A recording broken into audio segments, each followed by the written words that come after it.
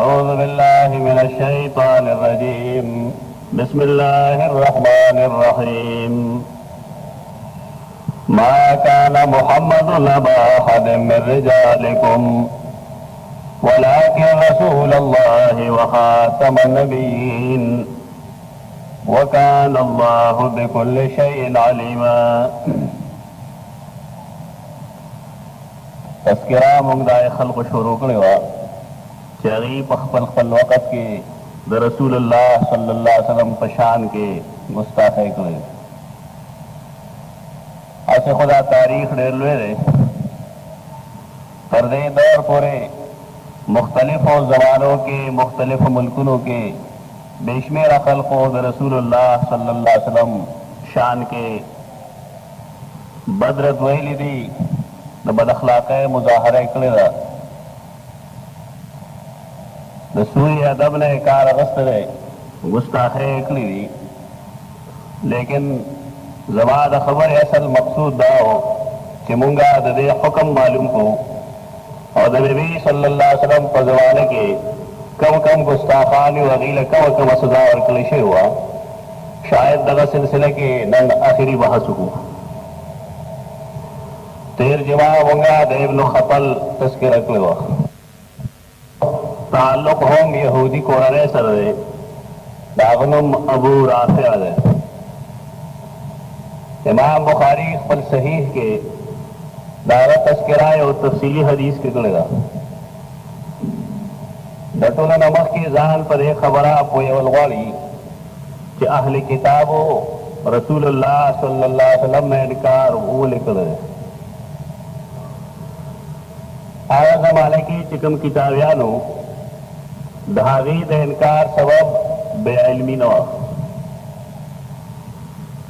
قرآن کریم د هغې چې څه برایۍ بیان کړي دي د هغې بنیاد په دې باندې دی چې دی رسول الله صلی الله علیه وسلم پیژنده چې دا هغه آخري رسول دی د کم په باره کې چې موږ ته خپلو کتابونو کې زیر راکړی شوی دی، کم چې به آخري رسول وي او د هغه باندې د ایمان راوړلو لپاره دی د مختلفو علاقو نه حجاز مقدس ته راغلي.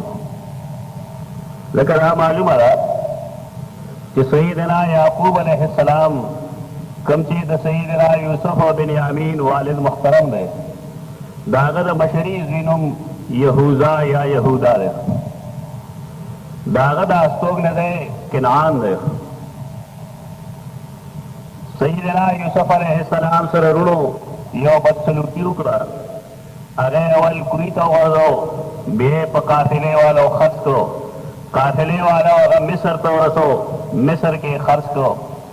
الله دا غوښتل چې سیدنا یوسف علیه السلام یو لوی ځای کې لوی شي، د هغه تربیت یو داسې کور کې وشي چې هغه په دنیایي معاملاتو باندې پوهېږي. د الله رب العزت دا تکالیف کم چې راځي دې سره سایډ بسایډ اسانتیاګانې هم وي. په دې کې د الله حکمتونه وي. دا جدایي چې انسان په هغې نه پوهېږي نو هغې باندې بد ګڼل شروع کړي. مونږ سیدنا موسی علیه السلام ته وګورو، د هغه پرورش الله غوښتل ده چې د فرعون په کور کې وشي، هغه په دنیایي څیزونو باندې پوه شي، د ملک په چلولو باندې پوه شي. دا یقیني خبره ده چې بني اسرائیل له پخوا نه غلامانو، د هغې ذهن غلامانه و، هغې ازادۍ طرف ته د هغې تګ او زغل نه و.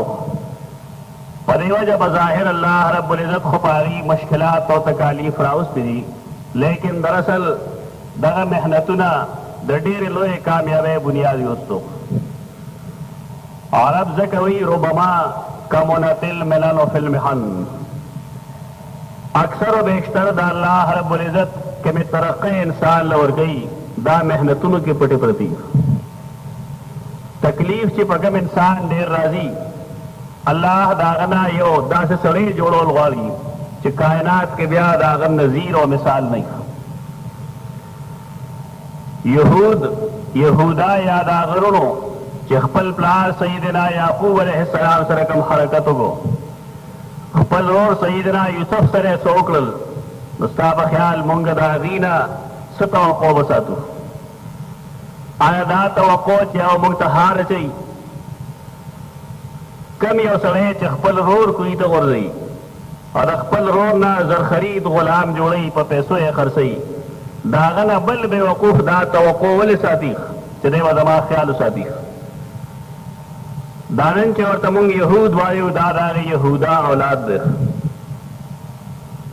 دی خو خپل پلار برباد کړی و، هغه یې جړولی و. قرآن کریم گواه دی چې د هغه سترګې وابیضت عیناه من الحزن وهو کظیم، د هغه سترګې د خفګان نه سپینې شوې وې، بې نوره شوې وې، هغه ډېر غم وهلی و.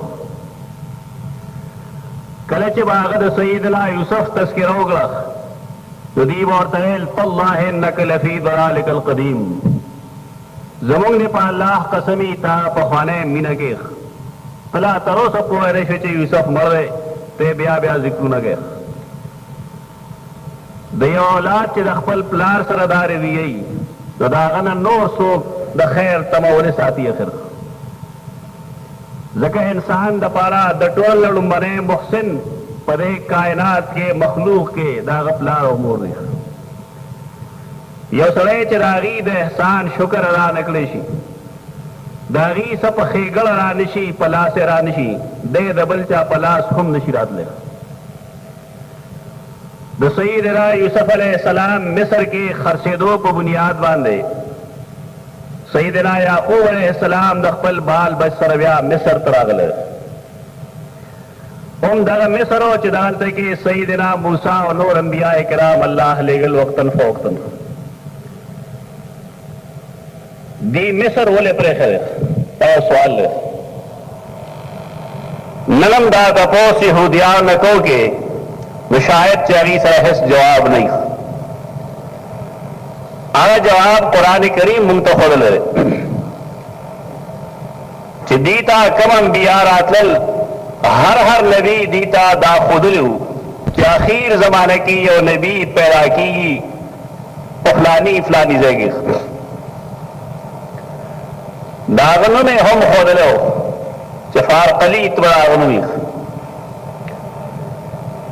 د هغه د هجرت ځای هم ښودلی وو چې فلاني ځای ته به هغه هجرت کوي. مدینه منوره دا د یهودو دا استوګنې ځای نه دی، دا د هغې کله نه دی. دی راغلی په دې خیال باندې و چې دی آخري نبي باندې به مونږ ایمان وروړو. او قرآن کریم سوره بقره کې د هغې قباحت دا بیان کړی دی چې وکانو یستفتحون علی الذین کفروا وکانو من قبل یستفتحون علی الذین کفروا.